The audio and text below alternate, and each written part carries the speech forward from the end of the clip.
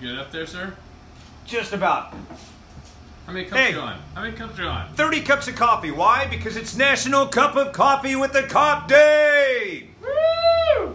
This is Officer Mike Harris. Morning. CHP, PIO, a new transplant from Los Angeles 5 years ago. 5 years. Yeah, a new transplant 5 years ago from Los Angeles.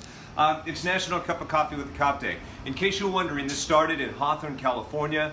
They were having a lot of issues just between trust with law enforcement and the community, and it was a great way to get people to just sit down and have conversations, which is what we're doing here today.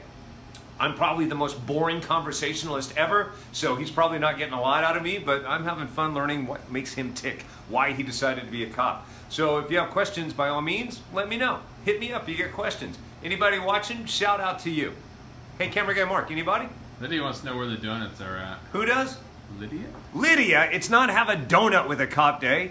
And by the way, that's a misnomer. Back in the day, cops used to be notorious for having donuts, but I bet more, you guys probably eat cleaner than anybody now, right? Well, and I've made it a mission from the day I got hired. I was like, I'm not ever going to get seen eating a donut in uniform. That's my plan. I actually heard why that misnomer was in place. Back in the day, the only place that was open late night were donut shops, and that's where officers would go through the middle of the night. It was the only place they could go to get a cup of coffee or to sit down and work on reports. It's that easy. Oh, by the way, happy National Cup of Coffee with the Cop Day. Thank you, sir. All right, so what's the toughest question you get asked? Do people come up to you? What's the hardest thing to address in short form? You know, sometimes it's hard to talk about the bad stuff that happens because there's a lot of context to it, and a lot of people want to know the hypotheticals about, well, if this happened, why does this happen? And it's not always that easy because it's a complex job, and there's a lot that goes into making those decisions. And so sometimes it's hard to give that answer that people want, an easy answer to a tough question. So, do you ever get jaded, or do you ever get in that car? Do you ever get the sense? Because like I was riding in the car a few minutes ago in the front seat, and I thought, wow, this has to be kind of cool cruising around. Do you ever feel kind of cool as a cop? You know, surprisingly, it's never gone away. I've been on the job for 12 years, and every time I get in that car, there's that little feeling of excitement. Like, yeah, this is so fun. I can't believe I'm doing this.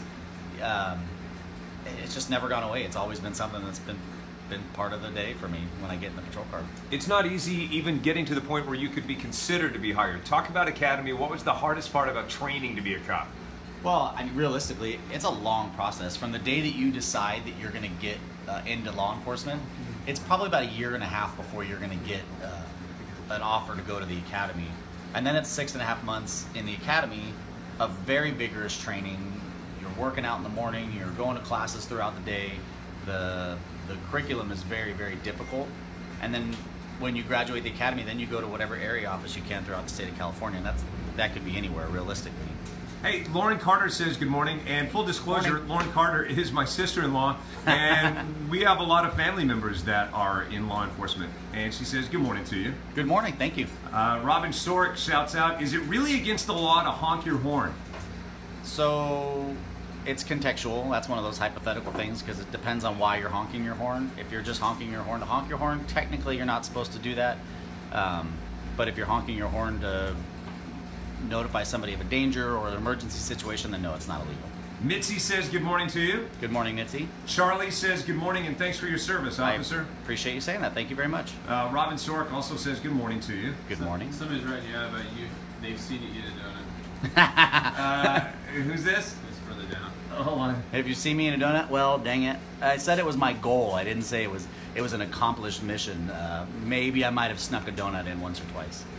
Let's see. Oh, by the way, Lisa Marie Kinney says hi to you. Well, good morning, Lisa. She's also making a coffee order. Scott Mercier is watching.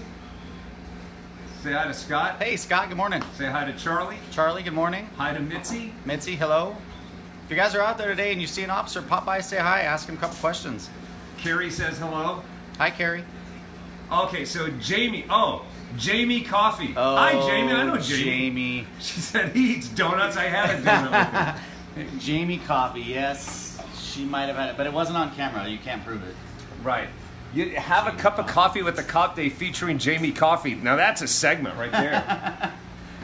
So your kids, they're very little, but your 2-year-old daughter, does she get an idea of what you do for a living? Does she know that you're the good guy? When she sees the patrol car, she says, "Daddy's work car." So it's kind of cute. She says, "Daddy's work car, Daddy's work car," and she loves it. And she loves to sit in the car and pretend like she's driving and push the buttons, and so she loves it. So we're coming up on about 3 years ago, and I told you this, I had an interaction with an officer. I was discovered parked in a car, but I was double the level of sobriety and arrested for a DUI. The worst thing that's ever happened to me in my life, and the best thing that's ever happened to me in my life. And I tracked down the officer to thank him literally for saving my life. Have you had that experience where someone that you arrested or someone that was on the wrong side of the law ultimately came around and you had good interaction with them? Unfortunately, no, but I wish that I had that opportunity to really engage with somebody that might have had their life changed by the decision. That's what we're trying to do. You know, we're not out there to try and, you know, punish or get people in trouble for the decisions that they make, but sometimes that redirection is important, and the fact that you were able to accomplish that is pretty impressive. So have you ever walked into a room and felt like instantly you were the good guy? And opposed to that, have you ever walked into the room and kind of felt like you were the bad guy? Oh, yeah, quite often. And it's funny because you'll go to like a social event or a party with some friends, and you'll walk in and then everyone's like happy, happy, happy, and they find out you're a cop, and they're like, oh, I can't talk about the fact that I smoked marijuana 6 years ago. What am I going to do? Like, I don't care that you smoked marijuana 6 years ago. Right. So it's kind of funny, and then, you know, you got to kind of break down the barriers a little bit, and then everything gets back to normal. Yeah, so in 6 years from now, when they say they smoked marijuana 6 years ago, it's going to be like, oh, yeah, so what? It's like having seltzer water. It's pretty much that legal. Yeah, pretty much. Is there any part of the job that surprises you? Like you thought being an officer was going to be one thing, but there's something that you weren't prepared for. Paperwork.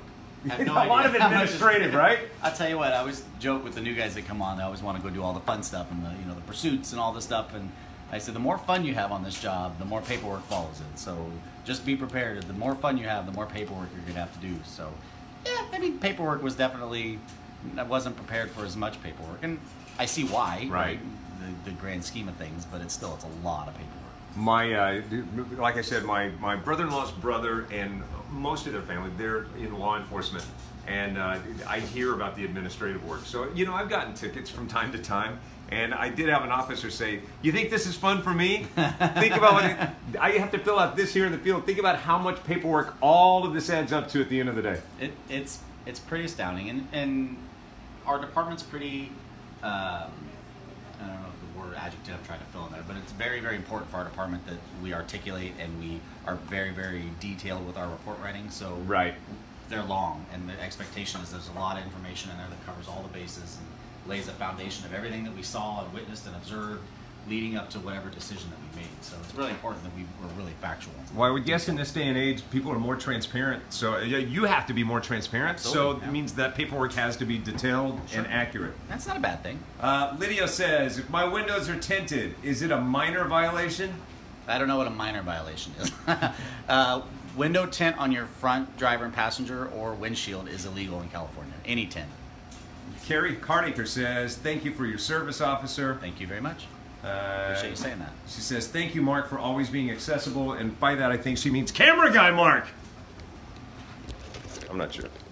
Double dose of Mark with your coffee this morning.